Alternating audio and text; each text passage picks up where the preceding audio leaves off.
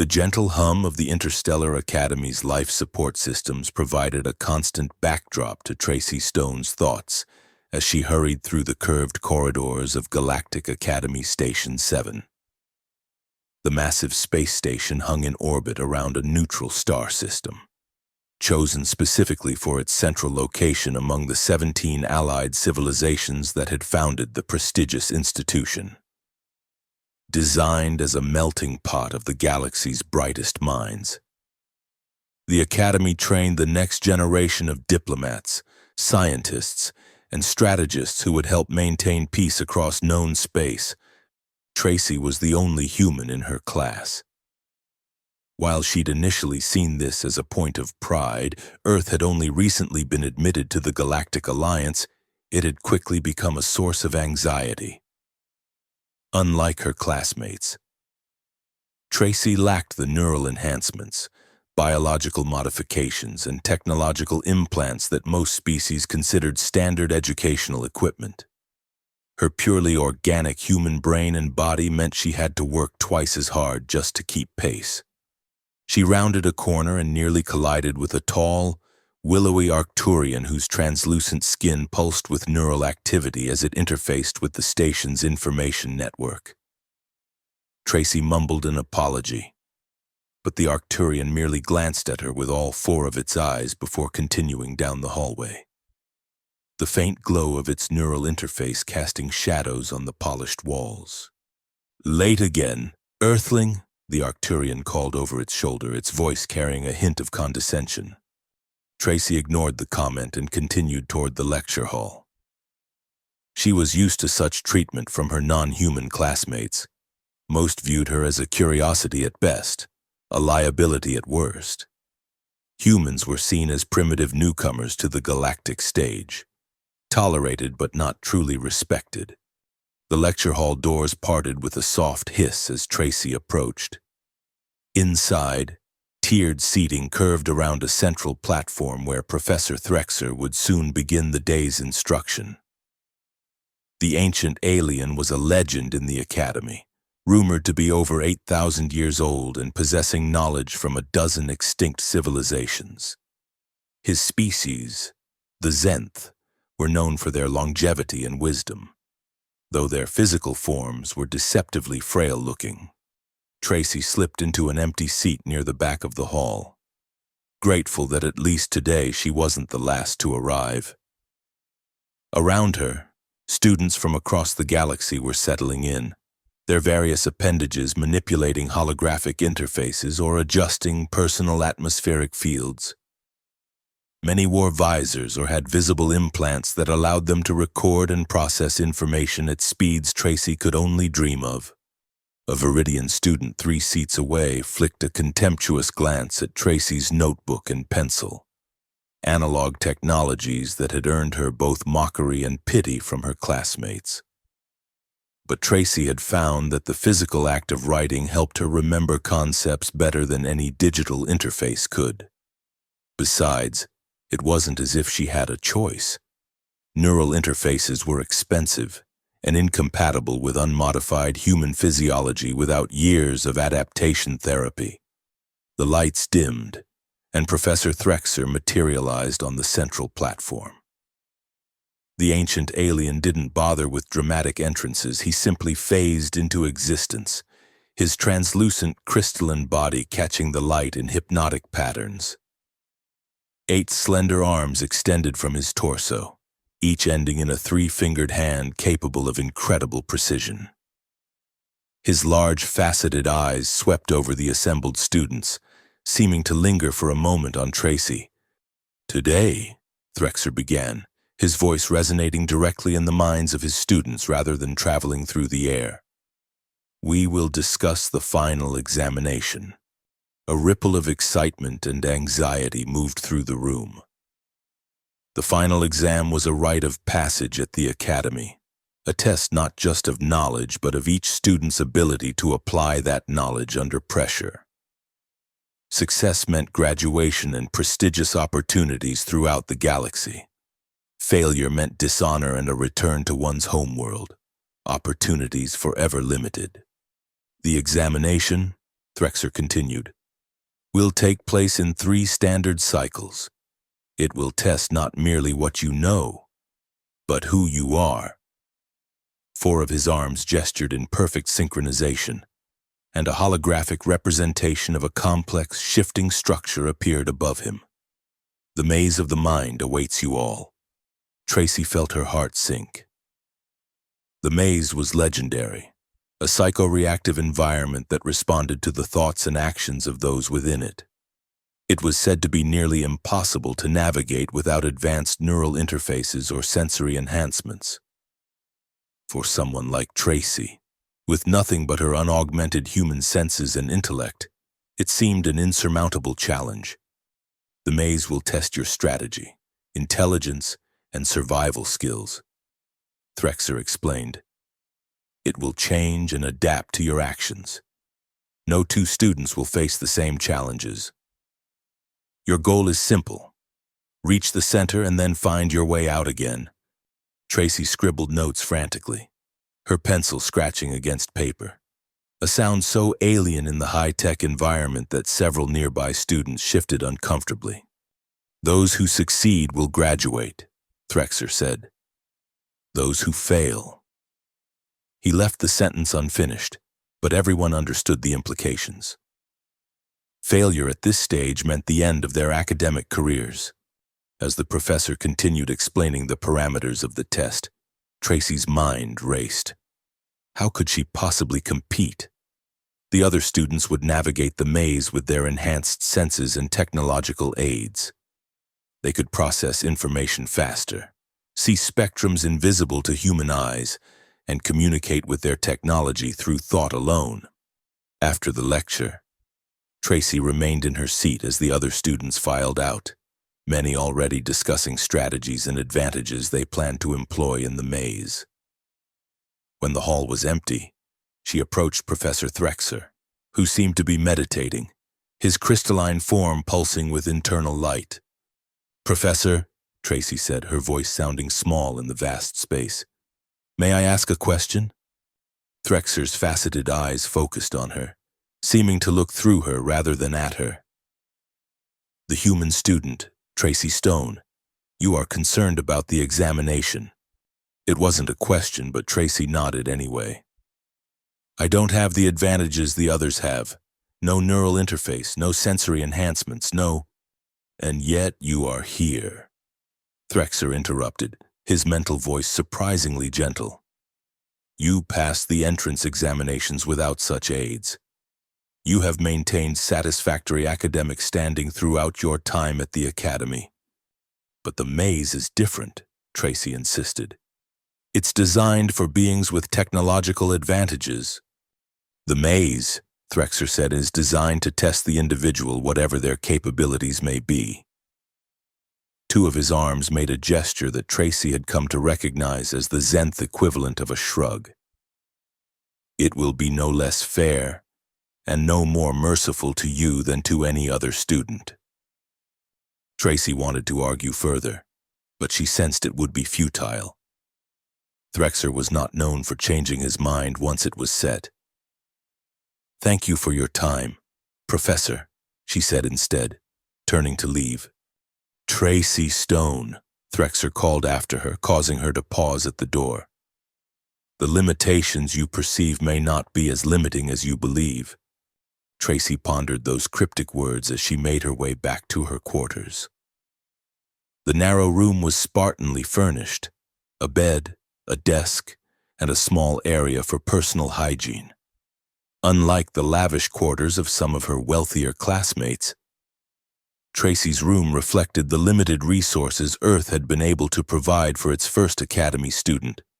She sat at her desk and pulled out her notes from previous classes, searching for any information about the maze that might help her prepare. There wasn't much. The examination was intentionally shrouded in mystery to prevent students from developing too specific strategies. After hours of fruitless research, Tracy leaned back in her chair and reached into her pocket, pulling out a small packet. Inside was one of her few luxuries from Earth, chewing gum. The simple pleasure of the minty flavor was a comfort in the alien environment of the academy. As she chewed thoughtfully, an idea began to form in her mind. If she couldn't rely on technology to navigate the maze, perhaps there were older, more fundamental methods she could employ, methods so ancient and simple that her technologically advanced competitors might never even consider them. Tracy spent the next 3 days preparing as best she could. She ran through mental exercises, practiced memorization techniques, and even subjected herself to physical training sessions in the academy's gymnasium, much to the amusement of her classmates, who relied on their enhancements rather than physical conditioning. On the morning of the examination, Tracy stood with the other students outside the entrance to the maze. From the outside, it appeared as a featureless white dome, large enough to contain a small city. Professors and administrators hovered nearby, monitoring equipment and making final adjustments. "Look at the primitive," a Syrian student whispered loudly enough for Tracy to hear. "She doesn't even have a basic pathfinding implant. Might as well send her in blindfolded." Tracy ignored the comment, concentrating instead on her preparation. In her pockets were several packets of chewing gum and a small knife she'd been permitted to bring as a cultural artifact, after explaining its significance to the examination committee. The knife had been her grandfather's, a simple folding blade that had accompanied him on his adventures as a forest ranger back on Earth. Professor Threxer materialized before the assembled students, his crystalline form gleaming in the artificial light. "The time has come," he announced, his mental voice reaching all of them simultaneously. "You will enter the maze one by one, at intervals of precisely 100 heartbeats. Your goal remains as stated: reach the center, then find your way out again." The professor gestured, and a circular opening appeared in the dome. "We begin with Zorn of Betelgeuse." A hulking, red-skinned student stepped forward, multiple eyes blinking with anticipation. Zorn was a formidable competitor, enhanced strength, thermal vision, and a neural interface that was rumored to be military grade. He disappeared into the dome without a backward glance. One by one, the students were called forward. Tracy watched as her classmates entered the maze, each displaying varying degrees of confidence. Some, like the Arcturian she'd encountered in the hallway, practically glided forward, certain of their success. Others showed more apprehension, but all had the comfort of their technological advantages. "Tracy Stone of Earth," Threxer finally called. Tracy stepped forward, acutely aware of the pitying glances from the remaining students. She took a deep breath and walked through the opening, which sealed seamlessly behind her. Inside, Tracy found herself in a stark white corridor that stretched ahead before branching in multiple directions. The walls, floor, and ceiling were all the same featureless white, providing no visual cues to help with navigation. The air was perfectly temperature-controlled, with no drafts or scents that might indicate direction. Tracy took a moment to center herself, remembering her strategy. She removed a piece of gum from her pocket, unwrapped it, and popped it into her mouth. After chewing for a few moments to soften it, she took a small piece and pressed it against the wall at the entrance point. Then she took out her grandfather's knife and made a small mark in the gum. "One entrance," she murmured to herself. "Now to find the center." Tracy chose the leftmost path and began walking, keeping one hand on the wall as she went. At each junction, she placed another piece of chewed gum on the wall and marked it with her knife, creating a system to track her progress. 1 mark for paths she hadn't explored, 2 marks for paths that led to dead ends, 3 marks for paths she was currently following. As she progressed deeper into the maze, Tracy became aware of subtle changes in her environment. The previously straight corridors began to curve and twist in disorienting ways.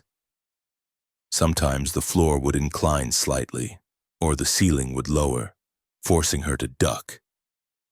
Once, she was certain that a section of wall moved after she had passed it, but when she turned to look, everything appeared static.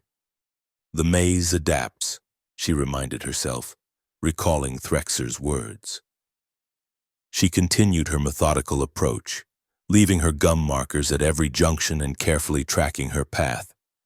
Hours passed, and Tracy's supply of gum began to dwindle. She had to be more selective about where she placed her markers, saving them for major intersections and particularly confusing areas. The maze seemed to be growing more complex the deeper she ventured, with some corridors splitting into 5 or 6 branches, and others circling back on themselves in impossible geometries. At one point, Tracy encountered a section where the floor became transparent, revealing what appeared to be an identical corridor running below her, with another Tracy walking in the opposite direction. The sight was so startling that she nearly lost her balance. She closed her eyes, took a deep breath, and reminded herself that the maze was designed to confuse and disorient. When she opened her eyes again, the floor was solid white once more. Tracy's methodical approach began to yield results. By tracking which paths led to dead ends and which continued deeper into the maze, she gradually mapped out a substantial portion of the structure in her mind. The gum markers proved invaluable, especially when she discovered that certain sections of the maze did indeed reconfigure themselves when she wasn't looking. On several occasions, Tracy encountered evidence that other students had passed through the same areas. A scorch mark from a Syrian's heat vision, the faint ozone scent of an Arcturian's neural discharge. But she never saw another student directly, which suggested that the maze was somehow keeping them separated, perhaps by reconfiguring itself to ensure they followed different paths. After what felt like days but might have been merely hours, time was difficult to judge in the unchanging light of the maze. Tracy's persistence paid off. She rounded a corner and found herself in a vast circular chamber. Unlike the corridors, this room had a domed ceiling that seemed to shimmer with stars, though Tracy knew they couldn't be real. In the center of the chamber stood a simple pedestal with a glowing orb resting upon it. In the center, Tracy breathed, relief washing over her. She had reached the halfway point.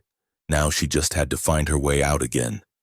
As she approached the pedestal, the orb pulsed with light, seeming to respond to her presence. When she was within arm's reach, the orb projected a holographic message that hung in the air before her. "Congratulations on reaching the center of the maze," it read. "To complete your examination, you must now find your way out. Be warned, the path you took to reach this point is no longer the same." The maze has changed. Tracy's heart sank at those last words. If the maze had completely reconfigured itself, her carefully placed markers would be useless. She would essentially be starting over. But as she turned to leave the central chamber, Tracy noticed something odd. The gum marker she had placed at the entrance to the room was still there, exactly where she had left it. She examined it closely and found that the knife mark was unchanged. Curious, Tracy backtracked down the corridor she had used to enter the chamber. To her surprise, her gum markers were still present at each junction, though the corridors themselves seemed subtly different, wider in some places, narrower in others, with different angles and curves than she remembered. That's when Tracy realized the true nature of the challenge. The maze hadn't completely changed. It had adapted. The general structure remained, but the details had shifted, creating a familiar yet disorienting environment. Her markers were still valid reference points, but the paths between them had been altered. With renewed determination, Tracy continued her methodical approach. She found that while her markers remained in place, the paths they indicated weren't always the same. A passage that had previously led to a dead end might now continue forward, while a formerly clear path might now loop back on itself. As she navigated through this altered landscape, Tracy began to notice something else. The maze seemed to be responding to her markers. Corridors with gum markers appeared more stable, changing less dramatically than unmarked sections. It was as if the maze recognized her system and was, in its own way, cooperating with her method. This realization gave Tracy an idea. Instead of fighting against the maze's changes, she could work with them. She began placing her remaining gum markers more strategically, using them not just to track where she had been, but to stabilize critical junctions that would help her find her way out. The strategy worked better than she could have hoped. As Tracy placed each new marker, the surrounding corridors seemed to settle, becoming more predictable and less likely to shift when she wasn't looking. She was effectively creating a stable path through the constantly changing maze. Hours passed as Tracy worked her way back toward the entrance. Her supply of gum was almost exhausted, and fatigue clouded her thoughts. But she pressed on. Finally, after what seemed like an eternity of white corridors and confusing junctions, Tracy turned a corner and saw a faint glow ahead, different from the uniform illumination of the maze. She quickened her pace, hope giving her a second wind. The glow resolved into a rectangular opening, the exit. Tracy broke into a run, her footsteps echoing in the corridor. As she burst through the opening, she found herself back in the staging area where the examination had begun. Professor Threxer and several other faculty members were waiting, along with a handful of students who had already completed the challenge. The Arcturian was there, looking somewhat disheveled, as was Zorn of Betelgeuse, whose red skin had paled to a muted orange, a sign of extreme exertion in his species. "Tracy Stone of Earth has completed the examination," Threxer announced, his mental voice carrying a note of what might have been approval. "Your time. 26 standard hours and 17 minutes. Tracy blinked in surprise. She had been in the maze for over a day. It had felt both longer and shorter at the same time. How did the others do?" she asked, her voice hoarse from disuse. "The fastest completion was 19 hours and 43 minutes. Threxer replied. "The slowest successful completion thus far was 31 hours and 22 minutes. Tracy nodded, processing this information. She hadn't been the fastest, but she was far from the slowest, a respectable showing, especially considering her disadvantages. "You may rest now," Threxer told her. "The examination results will be fully analyzed and announced when all students have either completed the challenge or been retrieved due to failure." Tracy was led to a recovery area where medical staff provided her with nutrients and monitored her vital signs. She collapsed onto a resting platform, exhaustion finally overtaking her now that the adrenaline of the challenge was fading. As she drifted towards sleep, Tracy became aware of a presence beside her. She opened her eyes to find Professor Threxer hovering there, his crystalline form glowing softly in the dimmed light of the recovery area. "An interesting approach," the professor said, his mental voice pitched so that only Tracy could hear it. "In 8,000 years of observing students navigate the maze, I have never seen anyone use mastication material as a mapping tool." Tracy smiled weakly. "Chewing gum," she corrected. "It's called chewing gum." "Indeed. A simple yet effective solution." Threxer's faceted eyes seemed to twinkle with something like amusement. "You should know that the maze responded to your method in an unprecedented manner. It recognized the pattern you were creating and adapted accordingly." "I noticed," Tracy said, "and it seemed like the areas I marked became more stable." Threxer made a gesture with his upper arms that Tracy couldn't interpret. "The maze is semi-sentient," he explained. "It evaluates each student and creates challenges appropriate to their abilities and methods." Most students rely on their technology, and the maze responds by creating technological challenges. You relied on a physical system, and the maze adjusted accordingly. So it wasn't working against me? Tracy asked. The maze works against all students, Threxer said, but it does so fairly, within the parameters of their own approaches. You found a method the maze had never encountered before, and it intrigued the system. Tracy wasn't sure how to respond to that, so she simply nodded. Rest now, Threxer said. We will speak more after the examination period is complete. 3 days later, all students had either completed the maze or been retrieved after exceeding the maximum allowed time. The academy gathered in the great assembly hall for the announcement of results. Tracy sat among her classmates, many of whom regarded her with newfound respect or at least less obvious disdain. After learning she had successfully navigated the maze without technological assistance, Professor Threxer materialized on the central platform, accompanied by the Academy's high administrators, representatives from each of the 17 founding civilizations.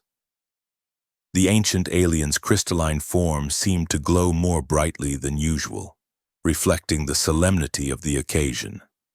The examination is complete, Threxer announced, his mental voice reaching every corner of the vast hall. Of the 73 students who entered the maze, 61 successfully reached the center and found their way out again. 12 failed to complete the challenge within the allotted time and were retrieved. A murmur ran through the assembled students. A failure rate of over 16% was higher than expected, especially for such an elite group. Before we present the individual results, Threxer continued, I wish to address an unusual circumstance that arose during this examination cycle. Tracy felt a chill run down her spine. Was he going to single her out, accuse her of cheating somehow? For the first time in the Academy's history, Threxer said, the maze itself has expressed a preference. The murmur became a buzz of confusion and surprise. Even the administrators looked startled. As you know, the maze is semi-sentient. Threxer explained, it evaluates and challenges each student according to their own capabilities and approaches. Typically, the maze remains neutral, neither favoring nor disfavoring any particular method. However, in this cycle, the maze responded unusually to one student's approach, finding it novel and, for lack of a better term, refreshing. Tracy sank lower in her seat, certain now that Threxer was talking about her. Tracy Stone of Earth, Threxer called, confirming her fears. Please approach the platform. On shaky legs. Tracy stood and made her way down to the central platform. She could feel the eyes of every student, professor, and administrator on her as she walked. Tracy Stone navigated the maze using a method no student has employed in the 8,000 years I have overseen this examination. Threxer announced. Without technological assistance of any kind, she created a physical mapping system using a substance from her homeworld, chewing gum, marked with a simple cutting tool. Surprised exclamations and a few laughs rippled through the assembly. The maze, which is designed to present appropriate challenges to each student based on their approach, found itself intrigued by this method. The semi-sentient system adapted to Tracy's approach in a unique manner, establishing what might be described as a cooperative relationship rather than the usual adversarial one. One of the administrators, a floating gelatinous being that Tracy recognized as representing the Jovian collective, moved forward. Are you suggesting, Professor Threxer, that this student somehow befriended the maze? It asked, its translated voice tinged with disbelief. That would be an oversimplification, Threxer replied, but not entirely inaccurate. The maze recognized the innovative nature of Tracy's approach and responded favorably to it. Tracy stood silently, unsure of what this meant for her examination results. Had she violated some unspoken rule? Would her completion be invalidated? In light of this unprecedented situation, Threxer continued, the examination committee has decided to award Tracy Stone a special commendation for innovative problem-solving. Furthermore, the maze itself has indicated, through patterns of behavior analyzed by our systems, a desire for Tracy to return. Return? Tracy couldn't help but ask. To the maze? Indeed, Threxer said. The maze has been used as an examination tool for millennia, but its original purpose was research, exploration of the boundaries between physical space, mental perception, and technological augmentation. The maze was designed to learn from those who navigate it, and it appears to have learned something significant from your approach. I don't understand, Tracy said. What would I do if I returned? You would help us study the maze's reactions to non-technological navigation methods, Threxer explained, and perhaps help train future students who might lack the advantages of neural interfaces or sensory enhancements. Tracy blinked in surprise. You mean, you want me to stay at the academy? As a researcher? As a teacher, Threxer corrected. The galaxy is vast and diverse. Not all species have embraced technological enhancement to the degree represented by most of our student body. Your success demonstrates that there are alternative approaches worthy of study and preservation. The implications slowly dawned on Tracy. She was being offered a position at the most prestigious academic institution in known space, not out of pity or as a token gesture toward Earth's inclusion in the Galactic Alliance, but because she had demonstrated a valuable and unique perspective. I would be honored, Tracy managed to say. Threxer made a gesture that Tracy had come to recognize as the Zenth equivalent of a nod.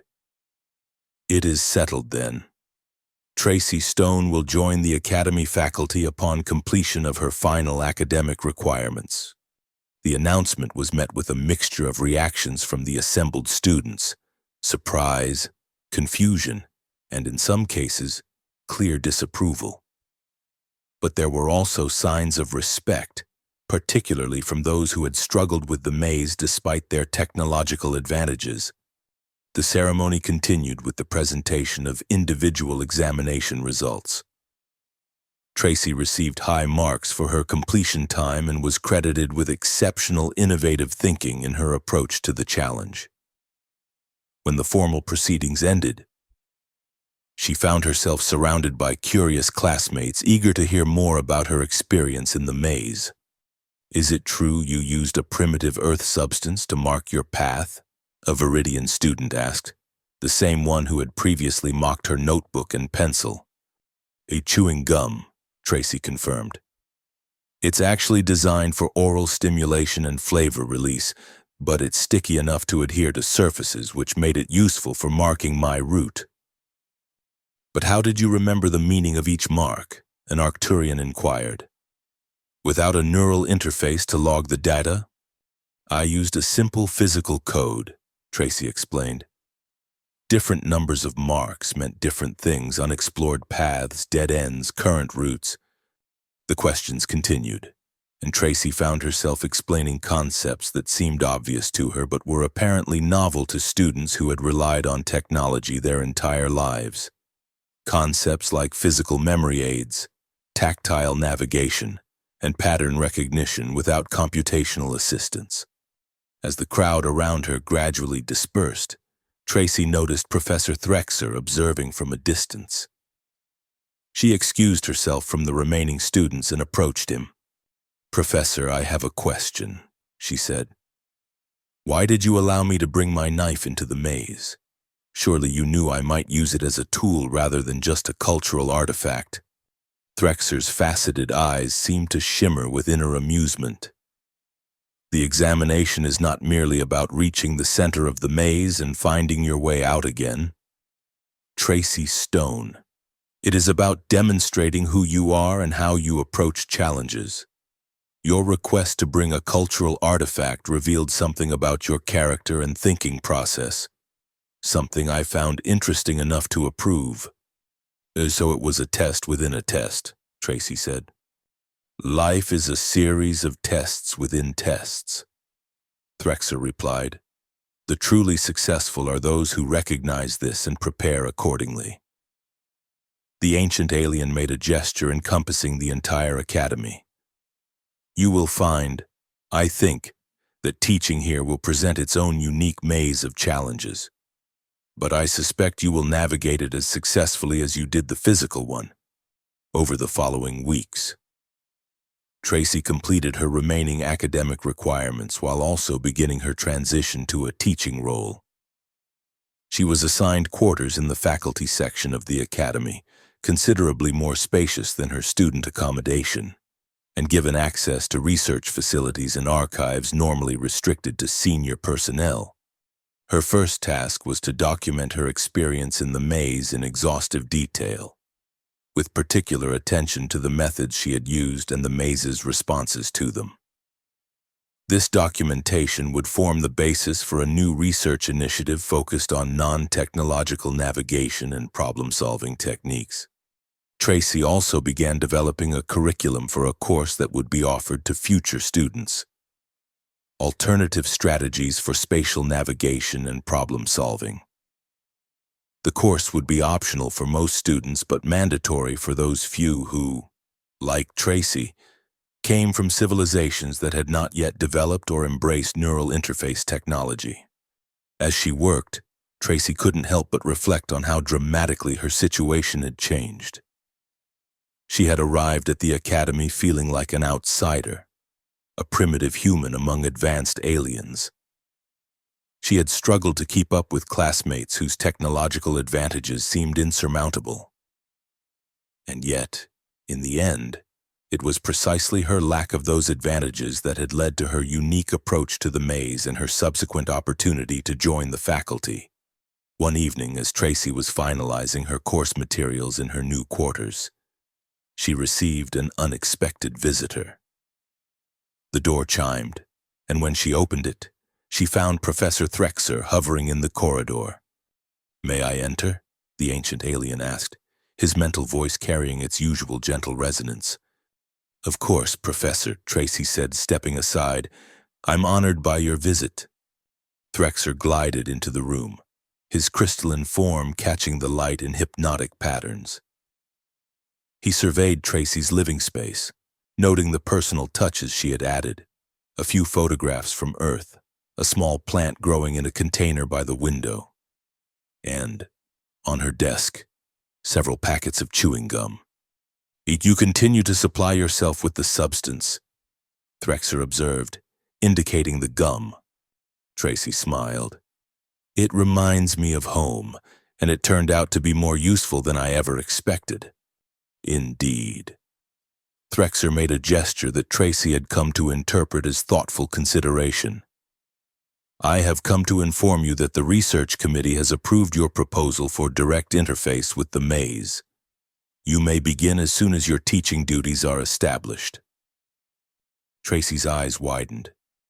"They approved it? I thought there would be more resistance given how unorthodox the approach is." "There was resistance," Threxer acknowledged, "particularly from those who view the maze primarily as an examination tool rather than a research entity. However, the maze itself continued to exhibit patterns indicating interest in your return. That proved persuasive. I still don't fully understand why the maze responded to me the way it did," Tracy admitted. "Is it really just because my approach was novel?" Threxer's faceted eyes seemed to focus on something distant before returning to Tracy.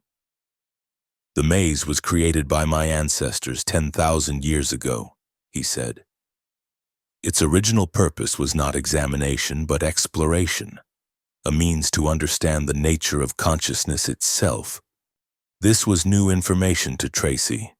She had known the maze was ancient, but not that it was connected to Threxer's own species. Over millennia, as technological enhancement became increasingly common among spacefaring civilizations, the maze's interactions became more predictable, Threxer continued. Students with neural interfaces navigate in similar ways, despite their different species and backgrounds. The maze's semi-sentient system has had fewer opportunities to encounter truly novel approaches. And then I came along with my chewing gum and pocket knife, Tracy said, beginning to understand. Precisely. You provided the maze with something it had not experienced in thousands of years.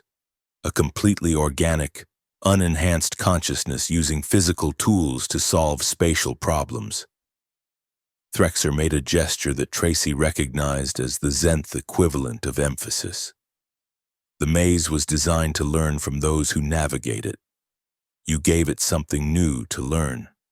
Tracy considered this for a moment. So my ongoing research with the maze will potentially help the maze evolve in ways it has not been able to for millennia. Threxer confirmed.